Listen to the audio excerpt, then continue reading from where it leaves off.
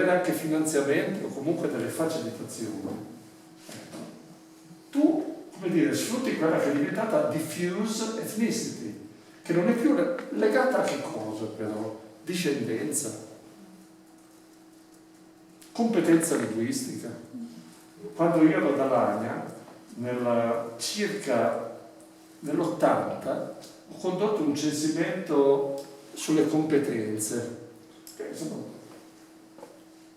Quindi chiedendo, valutando, è stata una cosa molto complessa. Ero stato anche in grado di confrontare le competenze linguistiche nell'80 e nel 1935, perché avevo un elenco di abitanti e con i miei anziani informatori che sapevano parlare tedesco, io dicevo, ma lo sapeva, non lo sapeva, sì, bene, male, incrociando, e come mai? Ma non aveva, la mamma non lo sapeva, oppure hanno deciso così, eccetera.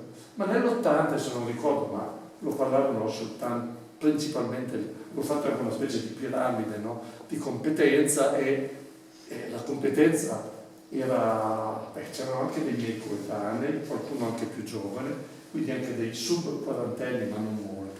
Voi potete pensare che sono stato recentemente alla RAN e insomma sono proprio molto pochi parlanti, tutto non sanno più con chi parlarlo, ci pensate.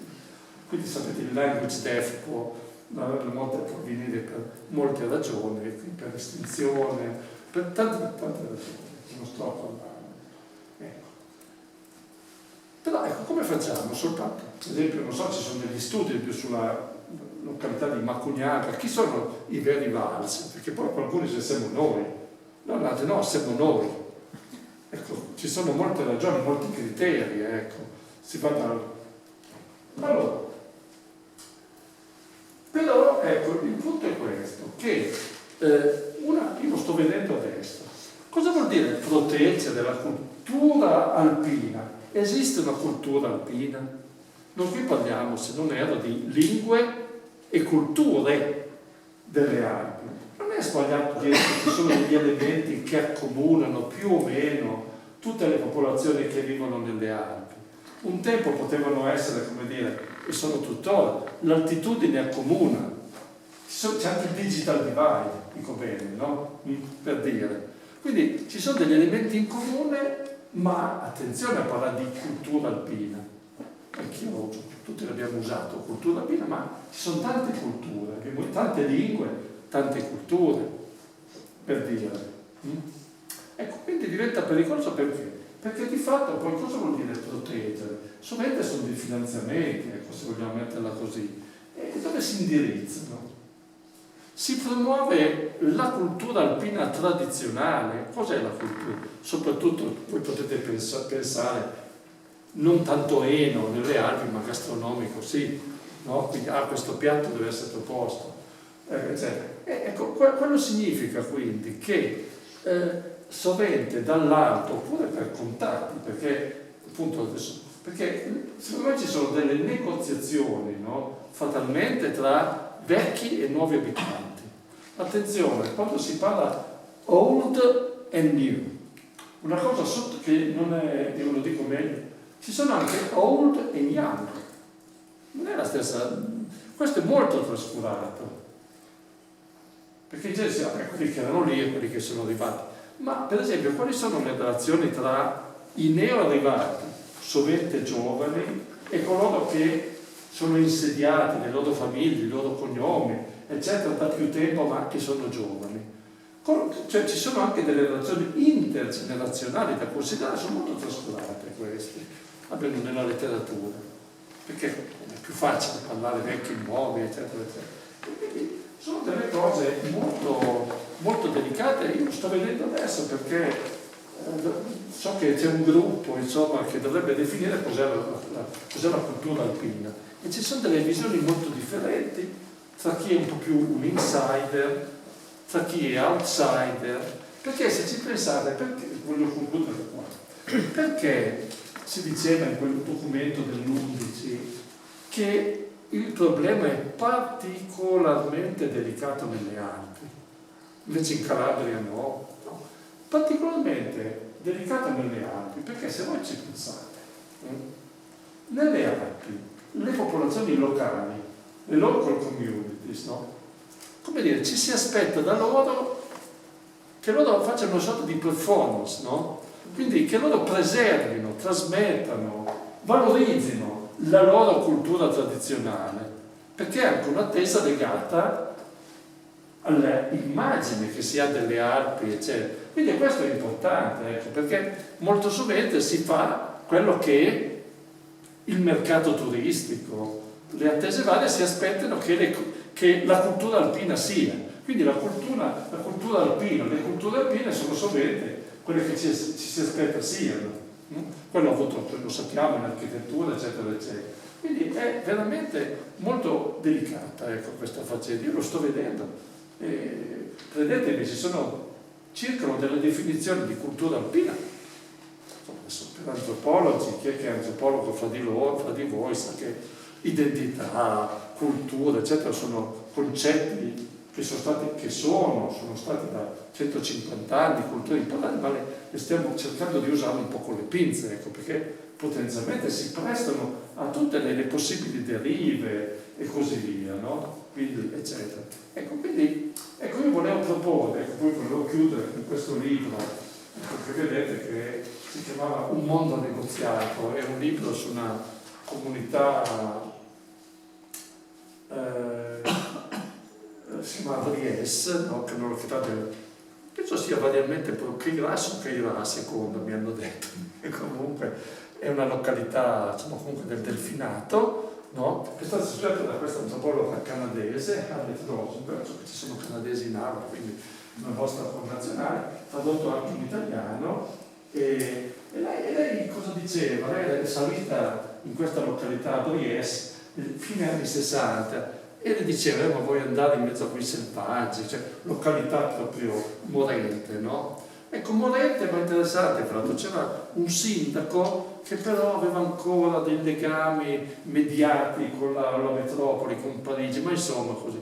E lei, facendo un lavoro, diciamo, di ricostruzione storica, scopre con sua grande sorpresa che questa località nel passato in realtà era stata ricca, no?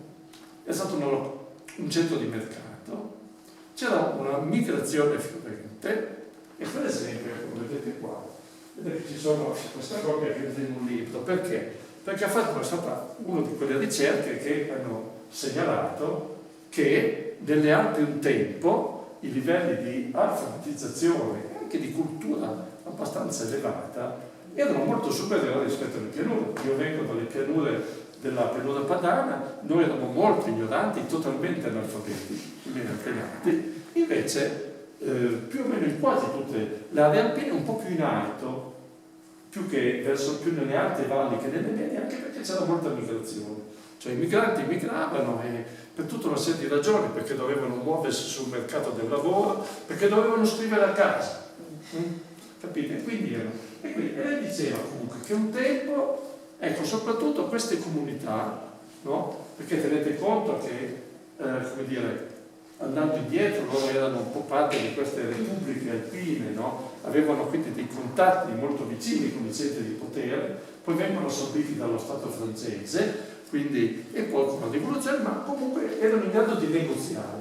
Poi sono state emarginate, quindi la loro voce è stata ammutolita. Ecco, diciamo che adesso, per qualche ragione, si stanno creando delle situazioni per cui, come dire, dei negoziati sono possibili e devono essere, come dire, anche condotti con la massima partecipazione anche da parte delle comunità locali, che possono essere a livello di comune, per esempio in questa regione a livello di regione, e possono essere tra governo regionale e governi locali, ma soprattutto poi ci sono istituzioni come queste, per dire, no, che non sono comuni, ecco, diciamo, ma sono piuttosto, come dire, luoghi in cui, come dire, questi problemi vengono trattati, vengono anche problematizzati, ecco, io credo.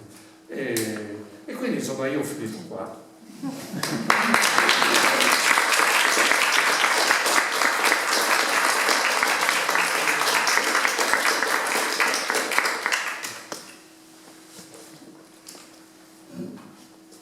Tout est clair.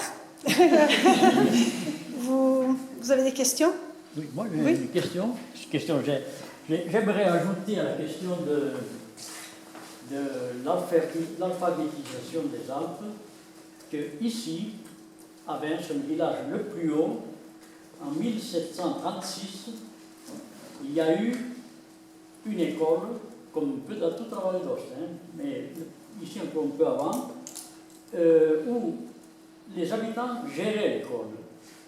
Et c'était une école, 1736, pour les filles, et 30 ans plus tard pour les garçons. C'est une chose incroyable, non? Et j'avais fait une recherche, on voyait aussi dans par exemple, les actes de mariage et de tout, les signatures des femmes étaient beaucoup plus beaucoup meilleures. Sicuro, sûr. Oui, sûr. Oui. Alors c'est une chose intéressante, justement. Fa piacere di aver avuto subito una conferma. Peut-être que je vous fais avoir le livre où j'ai fait un peu de comparaison. D'accord. Quel est ce village, s'il vous plaît? Vence, ça s'appelle Vence. C'est en 1735 mètres. Mais toute la commune a eu disons, dans toute la commune, il y avait une dizaine d'écoles dans chaque village, petit village. Hein.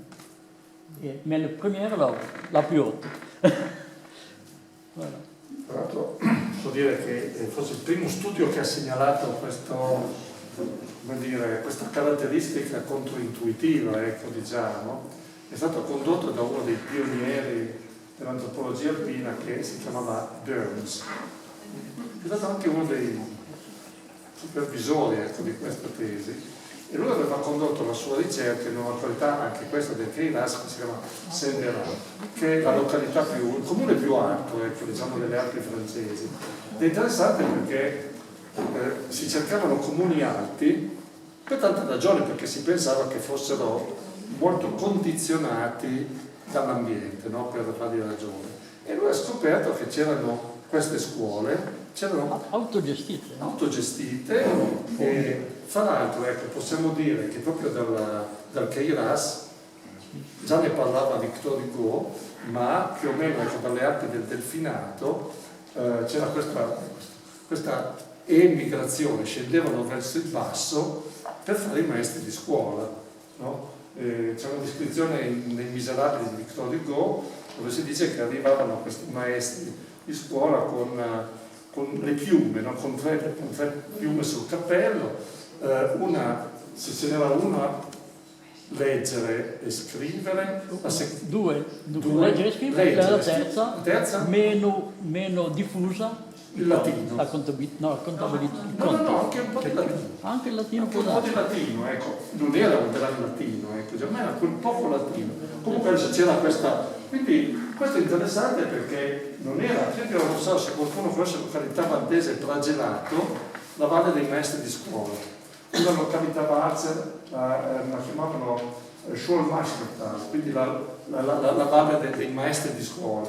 No, questo è anche interessante perché, ecco, per esempio in quegli anni, fine anni 70, quando ho cominciato io, c'è stato per le Alpi francesi il rapporto Medio-Do, comunque, dove si parlava dello stato proprio di disastro, ecco, diciamo crescente delle scuole alpine, delle scuole nelle Alpi. Mia moglie, quando siamo saliti, è riuscita a farsi ritrasferire in alto come maestra di scuola, e allora si dice, ma si capisce che vanno male, perché i montanari ovviamente vanno male, perché sono arretrati, eccetera, eccetera. Invece era un processo di marginalizzazione, di varie, cioè, anche questa, come dire, è stata una stagione che ha, grazie a queste scoperte, diciamo, d'archivio, no, si è messa in discussione, ecco, che anche questa è una cosa importante, ecco, diciamo, quindi, anche se poi non deve diventare, come dire, anche questa una sorta di concetto comodo, però io so che anche politicamente un po' si diceva queste cose, perché effettivamente, in ogni modo, questo è stato un po' una... D'autres questions? Alors, sì, volevo riprendere un po' la tua domanda, dunque, cos'è la cultura alpina? Se si può parlare di cultura alpina, tutti parlano di cultura alpina, quindi al singolare e comunque con una buona dose di soggettività. E forse si potrebbe associare a questa domanda cosa si può fare in antropologia alpina per partecipare al dibattito e cercare di pacificare anche i rapporti dove ci sono conflitti nelle Alpi e dove si può discutere per fare qualcosa di positivo in questo giro per le Alpi. Comunque, parlare di cultura alpina, questa è una cosa che ho notato, ho fatto una specie di analisi di molto questa è una cosa, i progetti finanziati da vari programmi, Alpine Space, no? Che è questo progetto è interessante perché c'è un gran numero di progetti che vengono finanziati appunto per sostenere, valorizzare la cultura alpina. No, lo dico per una ragione, perché tipicamente i progetti, come sapete, i progetti europei, o in questo caso i progetti alpini, sono interreg, no? Qualcuno sa appunto, devono coinvolgere un certo numero di regioni normalmente, ecco, giusto, no? Quindi io ricordo che avevo partecipato a un progetto, c'era appunto Val d'Aosta, c'era Piemonte, c'era la Lombardia, Trentino, Sud Tirolo, Alto Adige, Grigioni e Vallese, io credo, per dire, no? O Ticino, quindi. Qui è un po' qui è piuttosto interessante perché comunque si riesce sovente a muoversi, ecco, perché c'è qualche cosa che comunque unisce, che intanto è l'appartenenza territoriale, ecco, altrimenti non si può. Ecco, quello che ho notato è che crescentemente, comunque ecco, si parla molto di community, ecco, no? Quindi cioè io ho scritto quel libro che in italiano è stato tradotto come Comunità alpine e ci sono ecco, un po' anche degli slittamenti semantici, no? Tra comunità alpine e comunità alpina. Ecco, sovente quando si parla di comunità alpina, per i miei gusti, è molto generico, quasi grottesco. Ecco. E comunque una cosa, ecco, bisognerebbe stare un po' attenti, perché come anche per la regione del Mediterraneo, per esempio, ci sono questi progetti che hanno come obiettivo quello di creare una identità alpina. Cosa vuol dire, ecco, questo? Potrebbe essere, no, da un punto di vista anche però di, ecco, possiamo dire negotiation o anche bargaining, no? Un po' sì, perché evidentemente sappiamo che effettivamente tutte le Alpi in Italia, ecco, ma visto che comunque, ecco, una cosa interessante è che in Italia, ecco, io dico per gli italiani e per non italiani, noi da qualche anno abbiamo dei progetti cosiddetti aree interne, no? Questo giusto, no? Per cui gli Appennini, perché l'area Appennini che è stata molto trascurata in tanti sensi. Ecco, adesso invece c'è una tendenza opposta. Se in Italia si tende a lavorare, fare progetti, promuovere strategie politiche anche di intervento per le zone cosiddette aree interne, che sono quasi tutte aree montane. E questo è anche ecco, questa è un'altra cosa da tenere presente, perché ecco, per chi non vive nelle Alpi, ecco, vogliamo non le conosce molto, scopre che sono scomparse le regioni transalpine. Quindi adesso quando cioè le politiche tendono a promuovere qualcosa che favorisca Alpi, Appennini e Alpi italiane. Ci si dimentica che, ecco qui, voglio dire, qui siamo in area franco-provenzale, insomma ci sono franco-provenzali al di qua, ci sono franco-provenzali al di là. Questo tende a essere proprio scomparire. Cioè, c'è poca sensibilità, però è evidente che ci sono, come dire, problemi comuni. Ecco. Io una cosa che posso dire, peraltro, è anche questa, che quando ero, ma qui sono 13-14 anni fa, quando c'erano questi gruppi di lavoro, avevo notato che c'era poca consapevolezza della differenza, ecco, differenze esistenti tra essere, come dire, ecco, chi è componente anche dal punto di vista giuridico, di diritti e di doveri, eccetera, di una comunità alpina. Perché in Svizzera credo che sia attenuato, ma le comunità svizzere da lunghissimo tempo, no? Avevano una comunità delle antiche famiglie, no? In tedesco si chiama Bürger, in francese bourgeoisie, e poi in italiano, no? I cinesi il patriziato, no? Che è ancora più bello, il patriziato. Però i patrizi avevano dei diritti molto esclusivi. Per esempio, è anche molto difficile in Svizzera, e la comunità degli residenti, no? Anche Roma, no? Dico anche Roma e Gemeinde, quindi insomma, c'è stata una certa tensione, perché in Svizzera tutti hanno dei diritti sulla loro comunità in cui sono bürger, diciamo bourgeois. In compenso, quando migrano internamente hanno pochi diritti, poi c'è state molte tensioni già nell'Ottocento, che adesso è un po' più appianato. Ecco, noi anche nell'era più orientale abbiamo un po' in Italia ecco, però è anche interessante perché comunque, ecco, chi è entitled? Ecco, per esempio anche avere accesso, come dire, perché ci sono risorse immateriali, come beni immateriali e beni materiali anche. Io ricordo che quel progetto che ho menzionato era per la difesa dei beni immateriali. Ecco, noi antropologi siamo molto presi, la cultura, la lingua, così ci dimentichiamo che peraltro, ecco, come dire, si può agire in una certa situazione anche se magari si hanno delle basi materiali, ecco, non è che uno dica bene, vado, come capita sovente, voglio lanciare un allevamento di alpache, per dire, no? Certo, devi avere del terreno, devi avere delle strutture, per dire, quindi questo è una cosa. Quindi, ecco, cultura alpina non credo che sia totalmente, però ecco, sovente c'è poca attenzione per il contesto. E quindi, e anche e soprattutto, ecco, bisogna stare attenti a cosa vuol dire anche, ecco, l'identità alpina. Civiltà. Civiltà anche. Ma anche civiltà, sì, beh, ci sono questi libri, però insomma è un po' un problema, anche perché c'è un problema di trasmissione intanto. Perché per esempio, ecco, ci sono dei casi, no, in cui certi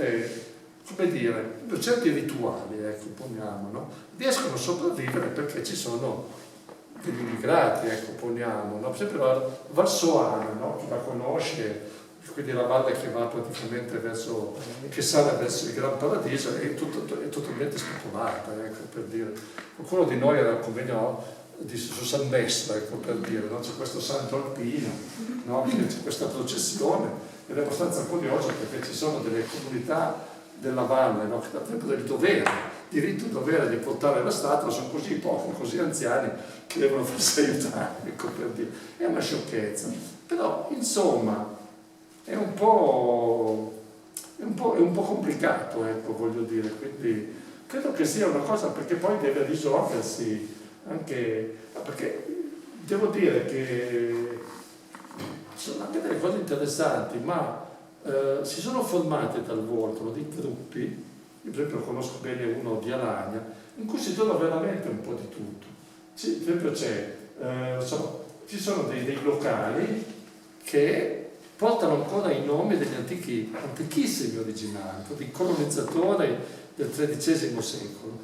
Altri che magari sono arrivati con le miniere, ma sono insediati da 150 anni. Qualcuno che se n'è andato e che, ecco, la cosa interessante è anche chi torna. E poi ci sono anche alcuni che vengono da fuori e che si sentono più valser dei valser. E questo, insomma, alcuni sono cinici, cynical, ecco, diciamo, lo fanno proprio per ragioni, come dire, per sfruttare. Altri invece sono anche molto convinti. Cioè, io posso dire una cosa, ecco, io ricordo quando ero ad Alagna, c'era un gruppo culturale valser, e loro ci tenevano a essere chiamati gruppi culturali e non gruppo folcloristico. Perché? Perché avevano scoperto che c'era questa cultura valser, no? Eccetera. Quindi allora cosa facevano? Loro, per esempio, riproponevano, preservavano antiche canzoni valser. Quindi loro si esibivano, eccetera. Per dire un po', io ricordo che almeno la metà di coloro che cantavano queste canzoni non erano parlanti. Non erano parlanti. Per varie ragioni, ma le aveva portate lì un matrimonio, ragioni generazionali. Non erano parlanti, però erano cantanti, ecco, se vogliamo, no? Quindi, quello che ricordo allora era che quando i turisti scoprivano che non erano tutti in grado di parlare tedesco, dicevano, allora è tutta una truffa. Lo fanno solo fake, no? E invece no, non era vero, conoscendoli, perché? Perché era un'attività che assorbiva queste persone, ecco. E in realtà devo dire che anche a 40 anni di distanza, alcuni di questi, ecco, per esempio, ecco, adesso purtroppo uno è morto proprio in questi giorni, sta per essere pubblicato questo, lo dicevo prima, una cosa interessante, che è un calendario, tutti gli anni fanno un calendario all'Agnese, che in realtà è un lavoro di ricerca.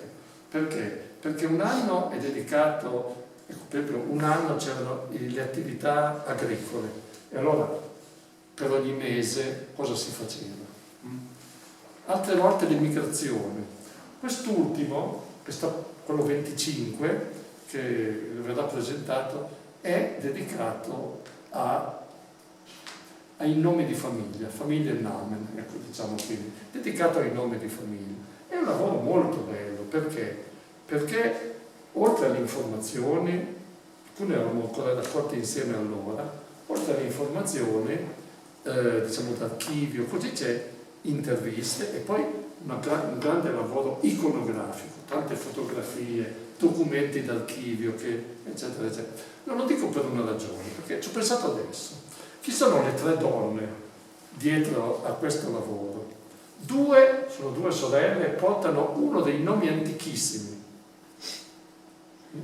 La terza invece è di Milano, ha sposato un milanese, e però maestra locale, parlavamo di scuole, è maestra locale perché lei, pur essendo da fuori, chiaramente, se si era trasferita aveva una ragione, aveva rispetto, e poi è diventato amore, ecco, evidentemente per queste cose, e lei continua a fare ricerche. Quindi, ecco, quindi abbiamo 2 valzer, come dire, di sangue, potremmo dire, no? Valserblut, come dicevano, no? E un'altra invece che ecco, un esempio di neomontanara, certo, prima, ecco, quindi 48 anni che mi ha detto l'altro giorno, però che in qualche maniera anche come insegnante ha avuto anche un modo per trasmettere, ecco, per dire. Quindi un po' di lingua, perché adesso le persone, i giovani che parlano meglio sono esterni, insegnanti, nominati anche grazie a quei fondi e ad altre azioni che trasmettono in qualche maniera. Ecco, certo non è una lingua che venga parlata molto, diciamo, solo in situazioni quasi rituali, ecco, diciamo, no? Però al tempo stesso, insomma, è un po' una tutela di un bene culturale che si condensa anche in questo prodotto che non a caso peraltro viene presentato ad agosto perché è la stagione turistica. Quindi si intraccia, ma secondo me non in maniera cinica o chissà perché. Certo, non si può anche sputare sul turismo, ecco, attenzione. Ecco, però non bisogna neanche né demonizzarlo e né demonizzare quelli che non portano il nome o che per caso, insomma, notate che nessuno delle 3 è parlato. Nessuno delle 3, anche le 2, hanno una qualche piccola conoscenza passiva, ecco, diciamo, del Vasari, che i genitori lo parlavano, ma non con loro. Ecco, quindi, voglio dire, ecco, questo voglio dire, è una micro situazione, ecco. Ecco, quindi... Un mosaico. No, per quello che dicevo, quando sono andato a Macugnacca è stato proprio brutalmente investito da... Ma quanti sono questi valzer? Come qualcuno di voi mi dice, quanti sono? E io agli altri dicevo, ma anche perché noi come antropologi, definire i valzer è difficile, perché è difficile. Però mi sono preso appunto la briga allora dal 500 in avanti di cercare di capire quanti potevano essere, perché si sa che, come dire, più o meno nel 500-600 fino a metà 700 quasi tutti i residenti erano parlanti, si sa che in qualche colonia no, poi si sa eccetera, e allora ho fatto delle stime sui numeri dei residenti,